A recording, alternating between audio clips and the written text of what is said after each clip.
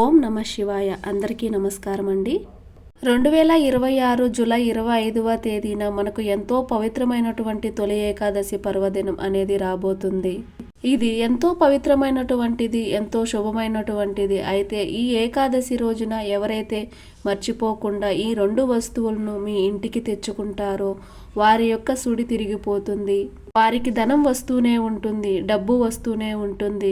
లక్ష్మీదేవి వారింట్లో అడుగు పెడుతుంది, వారికి రాజయోగం పడుతుంది, దరిద్రం తొలగిపోతుంది, ఇంట్లో లక్ష్మీదేవి తిష్ట వేసుకుని కూర్చుంటుంది, ఐశ్వర్యం వస్తుంది. కాబట్టి తొలి ఏకాదశి పర్వదినం రోజున ఈ 2 వస్తువులను ఇంటికి తెచ్చుకోండి చాలు.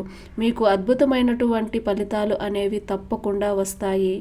మీ జీవితం మారిపోతుంది. మీరు పట్టిందల్లా బంగారమయమవుతుంది, ఐశ్వర్యం వస్తుంది. కాబట్టి తొలి ఏకాదశి పర్వదినం రోజున ఈ 2 వస్తువులను ఇంటికి తెచ్చుకోండి. మీకు ధనయోగం ప్రాప్తిస్తుంది. లక్ష్మీనారాయణల యొక్క అనుగ్రహంతో పాటుగా మీకు అన్నీ కూడా లాభాలే జరుగుతాయి.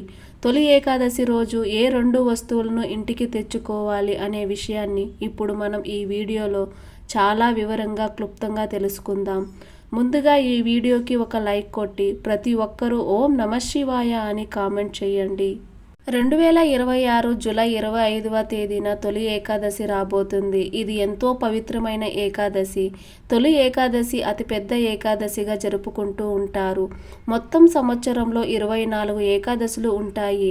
అయితే ఎంతో పవిత్రమైనటువంటి ఈ తొలి ఏకాదశి రోజున పాటించవలసినటువంటి కొన్ని నియమాలు కూడా ఉన్నాయి. అవి ఏంటో తెలుసుకుందాం. ఆ తర్వాత ఈరోజు తెచ్చుకోవలసినటువంటి వస్తువులు ఏంటో కూడా తెలుసుకుందాం. సంవత్సరం మొత్తంలో అన్ని పండుగలను వెంటబెట్టుకుని వచ్చేదే ఈ తొలి ఏకాదశి పర్వదినం. మొత్తం 24 ఏకాదశులు వస్తాయి. ప్రతి నెలలో కృష్ణపక్షంలో ఒక ఏకాదశి మరియు శుక్లపక్షంలో ఒక ఏకాదశి, మొత్తం నెలలో 2 ఏకాదశులు. ఈ విధంగా 12 నెలలలో 24 ఏకాదశులు వస్తాయి. ఏకాదశి అంటే 11 అని అర్థం. 5 జ్ఞానేంద్రియాలు, 5 కర్మేంద్రియాలు, వీటిని పనిచేయడం అయిన మనసు మొత్తం కలిపితే 11. ఈ 11 మొత్తం కూడా ఒకటే ముఖంగా పనిచేసే సమయమే ఏకాదశి. ఆషాఢమాస ఏకాదశినే తొలి ఏకాదశి అంటారు. దీనినే సేన ఏకాదశి, ప్రథమ ఏకాదశి అని కూడా అంటారు. ఈరోజు ఉత్తర దిశగా ఉన్న సూర్యుడు దక్షిణ దిశకు వాలినట్లుగా కనిపిస్తాడు. అంటే దక్షిణాయనం ప్రభావం అవుతుంది. ఏకాదశి రోజు ఆడవాళ్ళు పొరపాటును కూడా ఈ తప్పులు చెయ్యకూడదు. చేస్తే ఇంటికి దరిద్రం చుట్టుకుంటుంది. మీరు లేనిపోని కష్టాలను అనుభవించవలసి వస్తుంది. ఈరోజు తెలిసి తెలియక చేసిన పాపాలు మీకు ఎల్లకాలం పట్టి పీడిస్తాయి అని పండితులు చెప్తున్నారు. మరి తొలి ఏకాదశి రోజున చెయ్యకూడని ఆ తప్పులు ఏంటో ఇప్పుడు మనం తెలుసుకుందాం. ముందుగా తొలి ఏకాదశి రోజున అందరూ కూడా ఉపవాసం ఉండాలి. ఉపవాసం అంటే ముందుగా దశమి రోజు రాత్రి అల్పాహారం తీసుకోవాలి. ఉదయం తొలి ఏకాదశి రోజున ఉపవాసం ఉండాలి. ఆ తర్వాత మరుసటి రోజున అంటే ద్వాదశి రోజున స్నానం చేసి దీపం వెలిగించి తర్వాత అన్నం వండేసి ఎవరికైనా ఒకరికి అన్నదానం చేసి ఆ తర్వాత ఉపవాసం విరమించాలి. దీని వలన లక్ష్మీనారాయణ యొక్క సంపూర్ణ అనుగ్రహం లభిస్తుంది. లక్ష్మీదేవి అనుగ్రహం లభిస్తే లక్ష్మీదేవి ఇంట్లో తిష్ట వేసుకుని కూర్చుంటుంది. అలాగే తొలి ఏకాదశి రోజున ముఖ్యంగా మహా నైవేద్యాన్ని శ్రీ మహావిష్ణువుకు నైవేద్యంగా పెట్టాలి. ఇక తొలి ఏకాదశి రోజున ఏ 2 వస్తువుల్ని ఇంటికి తెచ్చుకుంటే మనకి మహారాజయోగం కలుగుతుందో, లక్ష్మీదేవి మన ఇంట్లో తిష్ట వేసుకుని కూర్చుంటుందో అనే విషయాన్ని ఇప్పుడు తెలుసుకుందాం. ముందుగా తొలి ఏకాదశి రోజున తెచ్చుకోవలసినటువంటి మొట్టమొదటి వస్తువు ఏంటంటే ఏకాక్షి నారికేలం. ఈ తొలి ఏకాదశి రోజు ఏకాక్షి నారికేలాన్ని కొని తెచ్చుకొని పూజ గదిలో పెడితే కనుక దరిద్రం అంతా కూడా తొలగిపోతుంది.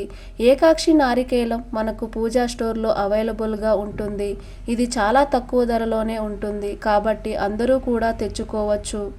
ఈ ఏకాక్షి నారికేలాన్ని తెచ్చుకుని పూజ గదిలో పెట్టుకుంటే మనకు లక్ష్మీనారాయణ అనుగ్రహం కలుగుతుంది. లక్షలు కాదు కోట్లు వస్తాయి. ఏకాక్షి నారికేలాన్ని ఇంటికి తెచ్చుకుంటే మనకు లక్షలు వస్తాయి. ఏకాక్షి నారికేలం అంటే ఒక కన్ను అని అర్థం. ఇది చాలా చిన్నవిగా ఉంటాయి. కొబ్బరికాయలు సాధారణంగా 3 కళ్ళు కలిగి ఉంటాయి. కానీ ఏకాక్షి నారికేలం ఒక కన్నును కలిగి ఉంటుంది. 3 కళ్ళు ఉన్న కొబ్బరికాయలు నైవేద్యానికి పనికి వస్తాయి. 1 కన్ను ఉన్న కొబ్బరికాయలు కొన్ని ఉంటాయి. ఇది సృష్టిలో ఏర్పడిన ప్రత్యేక వస్తువులు మనకు పూజా స్టోర్లో ఉంటాయి. తొలి ఏకాదశి రోజున నారికేలాన్ని తెచ్చుకుని పూజ గదిలో పెట్టుకుంటే మనకు లక్ష్మీదేవి మన ఇంట్లో తిష్ట వేసుకుని ఉంటుంది. దీనిని ఒక చిన్న ప్లేట్లో కానీ లేదంటే కనుక ఒక తమలపాకు పైన కానీ పెట్టి పసుపు కుంకుమలు చల్లి పూజ గదిలో పెట్టుకోండి. మీకు మంచి జరుగుతుంది. ఆ తరువాత తొలి ఏకాదశి రోజున తెచ్చుకోవలసినటువంటి రెండవ వస్తువు ఏంటంటే పచ్చకర్పూరం. పచ్చకర్పూరం అంటే స్వామివారికి చాలా ఇష్టం. ఇది అందరికీ తెలిసిన విషయమే. పచ్చకర్పూరం ఇంట్లో ఉంటే లక్ష్మీదేవి తాండవిస్తుంది. పచ్చకర్పూరం వాసనకి లక్ష్మీదేవి మన ఇంట్లో తిష్ట వేసుకుని కూర్చుంటుంది. పచ్చకర్పూరాన్ని స్వామివారికి హారతి ఇవ్వడానికి కూడా ఉపయోగిస్తారు. పచ్చకర్పూరం ఇంటికి తెచ్చుకుంటే అన్ని శుభాలే జరుగుతాయి, అశుభాలు మాత్రం జరగవు అని గుర్తుపెట్టుకోండి. కొంతమంది ఇళ్లల్లో అస్సలు కూడా మాకు శుభమే కలగడం లేదు, మాకు ఎప్పుడు చూసినా దరిద్రమే ఉంటుంది అని అందరూ కూడా అనుకుంటూ ఉంటారు కదా. అలా అనుకుంటూ ఉన్న వాళ్ళు ఎవరైనా ఉంటే కనుక వాళ్ళు పచ్చకర్పూరం తెచ్చుకుని పచ్చకర్పూరంతో స్వామివారికి హారతి ఇవ్వండి. నిత్యం దీపారాధన చెయ్యండి. పచ్చకర్పూరం హారతి ఇస్తే కనుక లక్ష్మీదేవి వారి ఇంట్లో తిష్ట వేసుకుని కూర్చుంటుంది. వారి ఇంట్లో ఏదో ఒక శుభకార్యం జరుగుతుంది. లక్ష్మీనారాయణ అనుగ్రహం కలుగుతుంది. ఈరోజు కొని తెచ్చిన పచ్చకర్పూరంతో స్వామివారికి హారతి చూపించవచ్చు లేదా పూజ గదిలో పెట్టి ఉంచవచ్చు. ప్రసాదంలో కూడా కలపవచ్చు. ఏ విధంగా అయినా సరే ఈ పచ్చకర్పూరాన్ని వాడుకోవచ్చు. మీ ఇంట్లో ఆల్రెడీ ఉన్నా పర్వాలేదు, కొంచెం పచ్చకర్పూరం అయినా సరే కొని తెచ్చుకోండి. ఇలా తెచ్చుకోవడం వలన మీకు ఉండే సమస్యలు కష్టాలు తొలగిపోయి ధనలాభం కలుగుతుంది, అప్పులు తీరిపోతాయి, అనుగ్రహం కలుగుతుంది, తరతరాలకు తరగని డబ్బు వస్తుంది. రోజు ఒక చిన్న గ్లాసులో ఒక 5 స్పూన్లు వరకు నీటిని తీసుకొని ఆ నీటిలో కొంచెం పచ్చకర్పూరం పొడిని వేసి కలపండి. ఆ కర్పూరం నీటిని మీ ఇంట్లో 4 మూలల్లో చల్లండి. ఇలా చల్లితే మీ ఇంట్లో ఉన్న నెగిటివ్ ఎనర్జీ, దురదృష్టం బయటకు వెళ్ళిపోతుంది. మీరు అదృష్టవంతులుగా మారుతారు. మీకు ఐశ్వర్యం వస్తుంది. కనుక తొలి ఏకాదశి రోజున పచ్చకర్పూరం ఇంటికి తెచ్చుకోండి. ఇప్పుడు చెప్పిన విధంగా చేసి శుభ ఫలితాలను పొందండి. ఈ వీడియో మీకు నచ్చినట్లయితే ఒక లైక్ కొట్టి మన ఛానల్ని సబ్స్క్రైబ్ చేసుకుని మీకున్న ధర్మ సందేహాలకు మాకు కామెంట్ ద్వారా తెలియజేయండి. ఓం నమః శివాయ.